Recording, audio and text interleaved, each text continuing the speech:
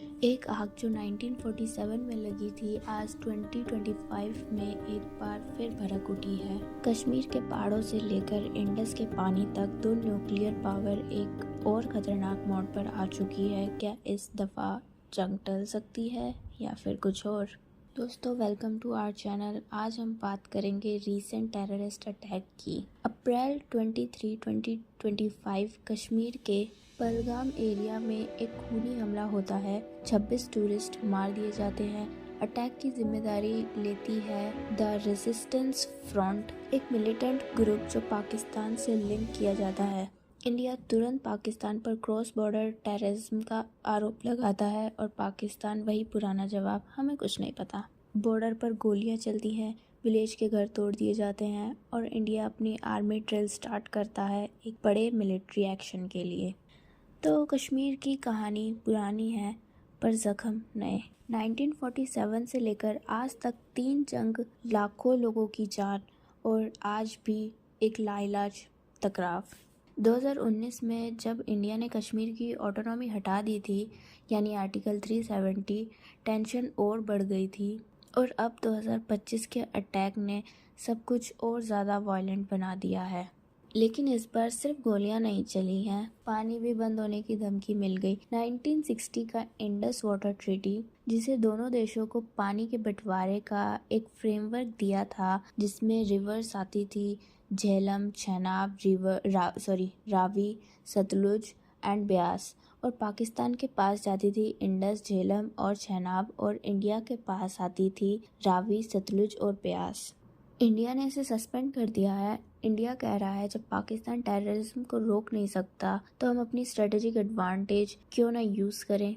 अब इंडिया अपने western river जैसे इंडस, झेलम और चेनाब पर फुल कंट्रोल पाने के लिए 3 स्टेप प्लान कर रहा है। पहला है short term hydrological data sharing बंद करना और एग्जिस्टिंग रिजर्वॉयर्स के सेगमेंट को फ्लश करना, जैसे किशनगंगा डैम में होने वाला है। फिर दूसरा है मिड टर्म, बगलिहार, सलाल जैसे डैम का एक्सपेंशन और नए स्मॉल स्टोरेज रिजर्वॉयर्स बनाना। और तीसरा आता है लॉन्ग टर्म, जिसमें नए डाइवर्जन कैनाल और इरिगेशन प्रोजेक्ट्स जो पानी को जम्मू कश्मीर के फार्मर के लिए डायरेक्ट डाइवर्ट करेंगे। पाकिस्तान का कहना है ये पानी की जगह एक एक्ट ऑफ वॉर है, और सच यही है। पाकिस्तान की 80% एग्रीकल्चर इंडस पानी पर डिपेंड करती है, जो कि इंडिया से होती हुई आती है। अब सोचिए क्या होता है जब पूरे मुल्क का पानी रुक जाए।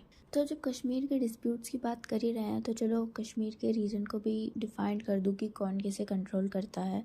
तो ये है कश्मीर, और इंडिया के पास आता है जम्मू, कश्मीर वैली और लद्दाख। पाकिस्तान के पास है आज़ाद जम्मू, कश्मीर और गिलगित बल्तिस्तान।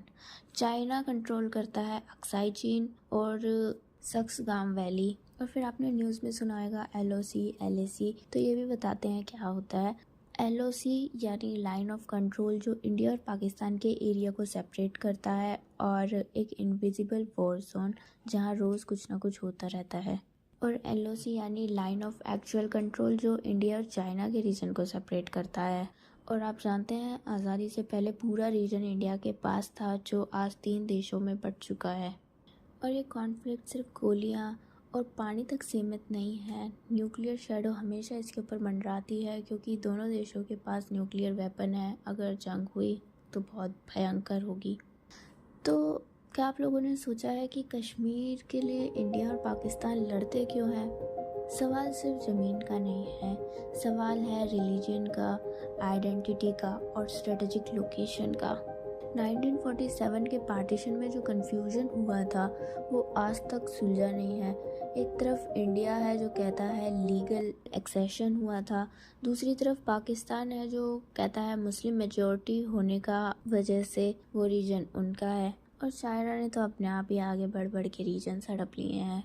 UN ने प्लेबिसाइट का आइडिया दिया था पर कभी इम्प्लीमेंट नहीं हुआ। बट ये होता क्या है, 1947 में इंडिया और पाकिस्तान के बीच कश्मीर के इशू पर UN ने इंटरवेन किया और 1948 में रेजोल्यूशन 47 पास किया। इस रेजोल्यूशन के अंडर UN ने प्रपोज किया था कि कश्मीर में एक प्लेबिसाइट करवाई जाए यानी एक पब्लिक वोट जिसमें कश्मीरी लोग डिसाइड कर सकें कि वो इंडिया के साथ रहना चाहते हैं या फिर पाकिस्तान के साथ।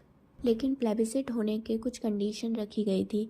सबसे पहली, पाकिस्तान को अपने सब इरेगुलर फोर्सेस, ट्राइबल फाइटर्स और ट्रूप वापस बुलाने थे। फिर इंडिया को भी अपनी आर्मी मिनिमम करनी थी, तब जाकर कश्मीर के लोग से वोटिंग करवाई जाती। प्रॉब्लम ये हुई, पाकिस्तान ने अपनी फोर्स वापस नहीं बुलाई, इंडिया ने भी अपनी आर्मी विड्रॉ नहीं की। दोनों तरफ से डिस्ट्रस्ट इतना बढ़ गया कि प्लेबिसिट कभी हो ही नहीं पाया। आज तक वो यूएन का प्लेबिसिट आइडिया ऑफिशियली तो एग्जिस्ट करता है, लेकिन प्रैक्टिकल लेवल पर कभी इम्प्लीमेंट नहीं हो पाया। आज तक हर नया अटैक, हर नया डिसीजन के बाद ये फायर और बढ़ जाती है। तो क्या 2025 का ये डिस्प्यूट एक और फुल स्केल वॉर बन सकती है या फिर नहीं? लेकिन जब पानी और खून दोनों का सवाल हो, तब रैशनल डिसीजन लेने सबसे मुश्किल होते हैं। क्या कश्मीर कभी एक शांत जगह बन सकता है? क्या पानी का रास्ता कभी अमन की तरफ मुड़ सकता है? या हम एक और खौफनाक चैप्टर लिखने वाले हैं?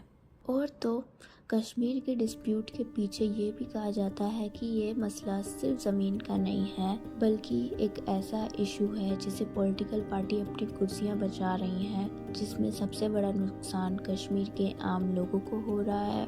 तो सबसे पहले बात करते हैं भारत की। कश्मीर को लेकर एक नैरेटिव बन गया है नेशनल सिक्योरिटी का। बीजेपी जैसे पॉलिटिकल पार्टी ने इस इशू को अपने नेशनलिस्ट एजेंडा के साथ जोड़ दिया है। 2019 में आर्टिकल 370 को हटाकर जम्मू और कश्मीर की स्पेशल स्टेटस को ख़त्म कर दिया। इसमें बीजेपी की इमेज बनी देश की सुरक्षा रक्षक की, और ये हटाया भी इसलिए गया था वहाँ की सिक्योरिटी अच्छी होगी। लेकिन उसके बाद क्या हुआ ये सब तो आप लोग जानते हैं। और जब कश्मीर में टेंशन बढ़ता है, तब पॉलिटिकल डिस्कर्स डाइवर्ट होता है असली मुद्दों से, जैसे बेरोजगारी, इन्फ्लेशन या गवर्नेंस की कमी। इनसे ध्यान हटता है और इलेक्शन के वक्त कश्मीर पे हार्डलाइन स्टेंस लेना एक मास्टर स्ट्रोक बन चुका है। एक स्ट्रॉन्ग लीडर की इमेज क्रिएट करने के लिए जो आम वोटर को इमोशनली ट्रिगर करता है, खासकर हिंदू मेजॉरिटी एरिया में। और पाकिस्तान का भी कुछ यही हाल है।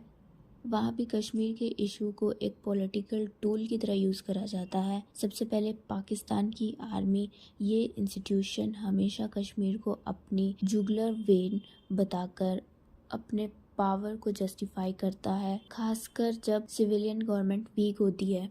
2025 का ही एग्जाम्पल ले लो, जब इमरान खान जेल में थे और देश में पॉलिटिकल टर्मोइल था, तब एक बड़ा अटैक हुआ पहलगाम में। ऐसा अटैक से आवाम का ध्यान अंदर के क्राइसिस से हटकर भारत के खिलाफ बढ़ गया।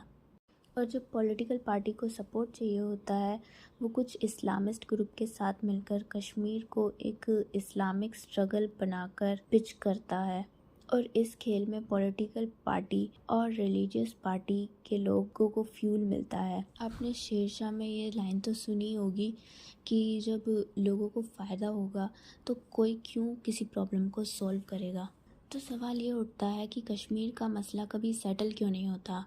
सिंपल है, स्टेटस क्यू से दोनों तरफ से कुछ लोगों को फ़ायदा होता है। और जब नेता अपनी कुर्सियां बचा रहे होते हैं, जब जनरल्स अपनी पावर सिक्योर कर रहे होते हैं, तब असली नुकसान होता है आम कश्मीरी लोगों का।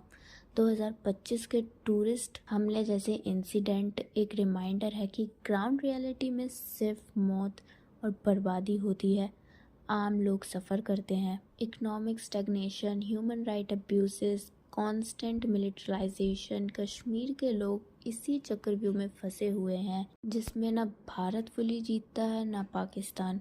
तो अगली बार जब टीवी पे किसी पॉलिटिशियन को कश्मीर के नाम पे वोट लेते देखो, तो एक सेकंड के लिए सोचना ज़रूर, क्या ये आवाम के हक में बोल रहे हैं या अपनी कुर्सियों के लिए।